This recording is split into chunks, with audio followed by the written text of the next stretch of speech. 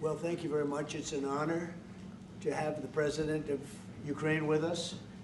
We've had a lot of good discussions, a lot of good talks, and I think progress is being made, very substantial progress in many ways. We had a good meeting, as you know, just a short while ago with the President of Russia, and I think there's a possibility that something could come out of it, and today's meeting is very important. We have, I guess, the seven very powerful leaders from Europe, and we're going to be meeting with them right after this meeting, and thank you very much for being here. Thank you so much, Mr. President. If I can, first of all, thank you for invitation, and thank you very much for your efforts, personal efforts to stop killings and stop this war. Thank you, and using this opportunity, many thanks to your wife, First Lady of the United States.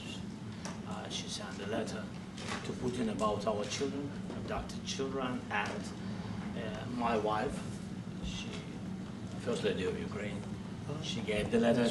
It's not to you, to your wife. Oh, I want it. Yeah. So we're saying this sensitive topic, yes, please. And thanks to our partners, and that you supported this format, that after our meeting we can have leaders who are around us, the UK, and France, Germany, Italy, Finland, EU, NATO, I mean all partners around Ukraine supporting us. Thanks to them, and thank you very much for invitation. Thank you very much for being here. President Trump.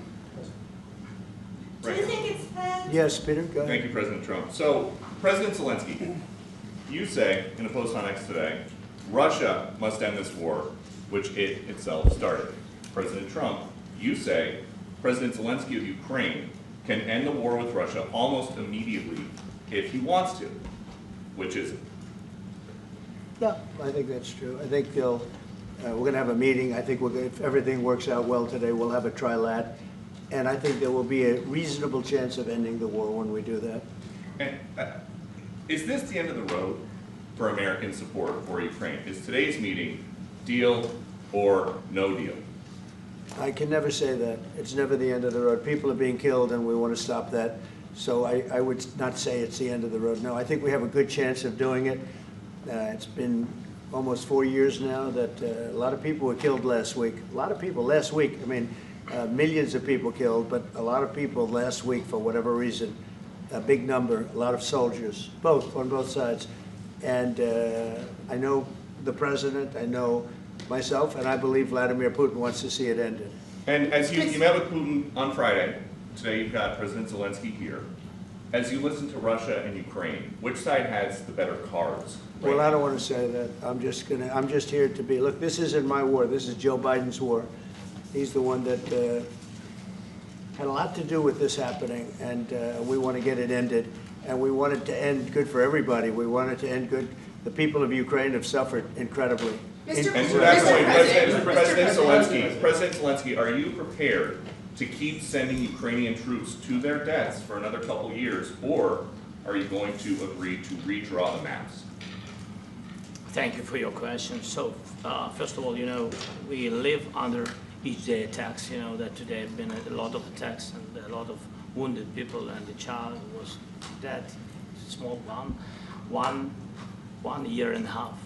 So we need to stop this war, to stop Russia, and we need support American and European partners, and we will do our best for this. So, and I think we show that we are strong people, and we supported the idea of the United States, of personally of President Trump, to stop this war, to make a diplomatic way of finishing this war, and we are ready for trilateral, as President said. This is a good signal about trilateral. I think this is very good.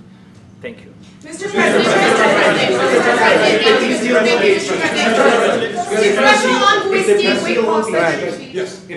if the peace deal will be achieved, are you going to be willing to send American peacekeepers to Ukraine?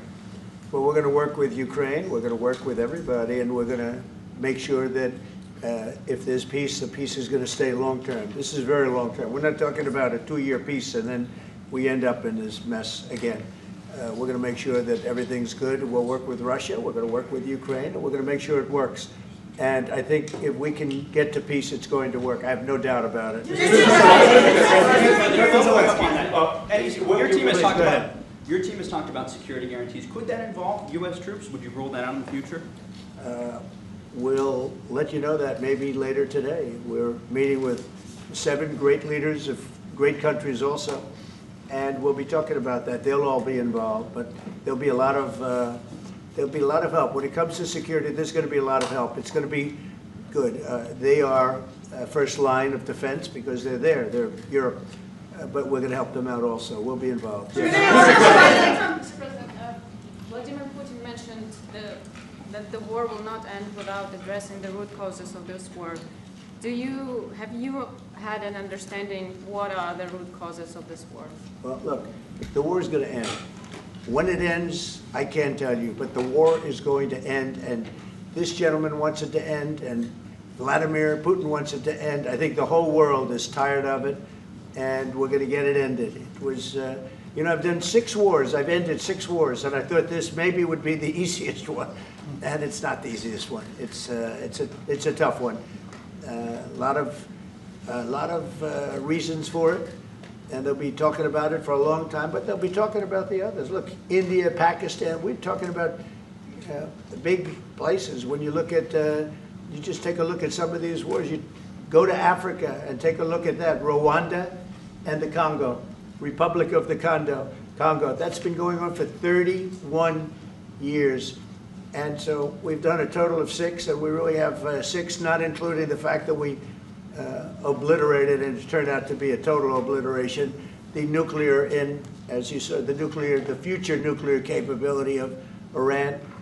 And this one, I think we're going to get solved also. I feel confident we're going to get it solved. Like guarantees or like special envoy put forward. Thank you, Mr. President. Can you tell us about your conversations with European leaders and what they need to see to support an end to the war? Yeah, well, we're going to be meeting with a great representative group and 7 very powerful, very big countries, and great people, all friends of mine and friends of yours. And we're going to have some suggestions made. They want to see peace. They would like to see peace. President, when did Russia? You said last In night the red, in the red. President Trump, do you think it's fair to, for Ukraine and for Russia to achieve a lasting and durable peace if Ukraine cedes its territories that Russia hasn't yet conquered? Do you think it's a fair peace for Ukraine? We're going to have a lasting peace. Just to answer the first part of your question, we're going to have a lasting peace. I hope it's going to be immediately. I hope it doesn't have to go on. And I think people of the whole world is going to be very happy when that's announced. Just Yeah, Mr. President, you posted on social media, Mr. President, a very touching letter from the First Lady, and the letter was hand-delivered to President Putin, and it calls for an end to the war, essentially, because of the children and the children's future. Why did the First Lady feel that letter was necessary? Was it because she believes that Mr. Putin is the aggressor in the war? Is a similar letter being hand-delivered to President Zelensky? So the First Lady felt very strongly. She's watched the same thing that you watch and that I watch. I see things that you don't get to see, and it's horrible. But when she's got a great love of children, she has a wonderful son that she loves, probably more than anybody, including me. I hate to say it, but she loves her son. She loves children, and she hates to see something like this happening. And that goes for other wars too. I mean, she sees the heartbreak, the parents, the funerals that you see on television. Always funerals. We want to see something other than funerals. No, she felt it was a beautiful letter. It was very well received by him, and she did ask me to say, you know, she would love to see this end. She would love to see it end, and she says it very openly, very proudly, and with great sorrow because so many people have been killed. Mr. President, last week, Brian, go ahead, Brian. Yes, sir. I've got a question.